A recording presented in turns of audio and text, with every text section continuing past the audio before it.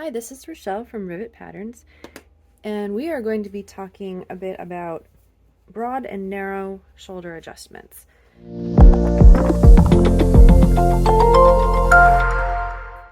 The shoulder adjustments are based on the shoulder length, which is from the neck point out to the hinge where the sleeve cap meets. If your shoulder length is longer, then it's gonna feel like this is pulling up towards your neck. If your shoulder length is shorter, it's gonna kind of hang off the end. There are some patterns where you want to drop shoulder, but if you are not going for that look, then you will need to alter the shoulder length. So let's start by marking. We're gonna go from about, this is the seam allowance. You always need to either mark your seam allowances to work from it or take them off, do your adjustment, and then add them back on. So we're going to go about halfway down the shoulder length. And then we're going to make another mark about a third of the way down the arm side. This is not rocket science. It doesn't need to be super accurate, but some accuracy is helpful. Then we're going to draw two lines. The first we're going to draw is between the shoulder and the arm side, like this. Okay, and the second one we're going to draw from kind of on a 45-degree angle here. It's not going to be smack in the middle because otherwise it'll be, we're kind of looking for this triangle here.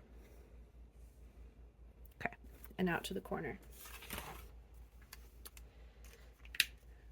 Next thing we're going to do, and I'll zoom in a little bit here so you can see really clearly. So our pivot points for this are going to be right here and right here. So if you leave your seam allowances on, you need to make a little snip here and a little snip here. Otherwise, it's just going to get all crumply and it won't hinge right. Okay, now let's get started on this. Start cutting from the shoulder length down to the arm side. But do not cut through where you stopped. You want to leave a little bit of paper there so that it becomes a hinge. Okay, and then we're going to do the same thing here.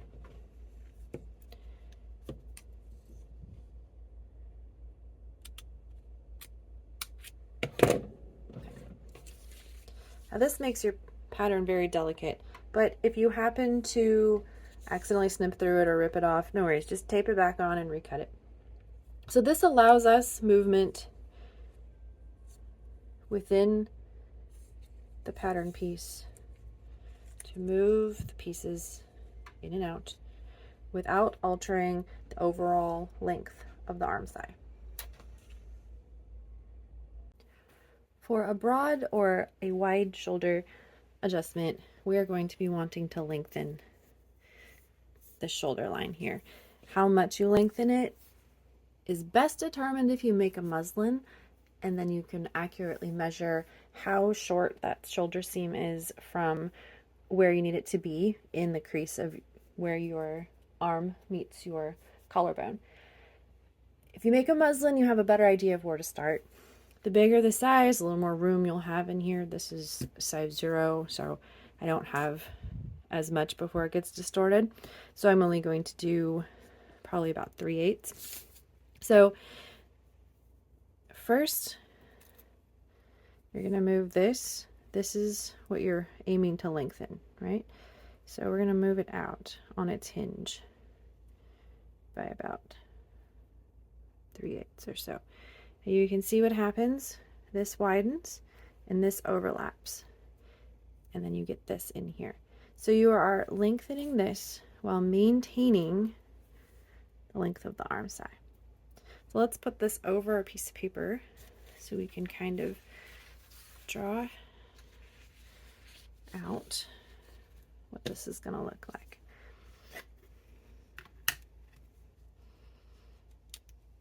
Bring this out. And that overlaps there. Okay, I'm just going to put a piece. Okay, so then what you can do is you can draw this. Draw this right back in here, and this is going to come up a little bit. You know what? It's okay. You're just going to connect it like that, and then the same right here where this dips in a little bit. You're just going to. You can use a French curve for this if you want to be more accurate. Bring it back in, and that's what's going to be your new pattern piece. So you use that, and then hopefully your shoulder length will be long enough for your body.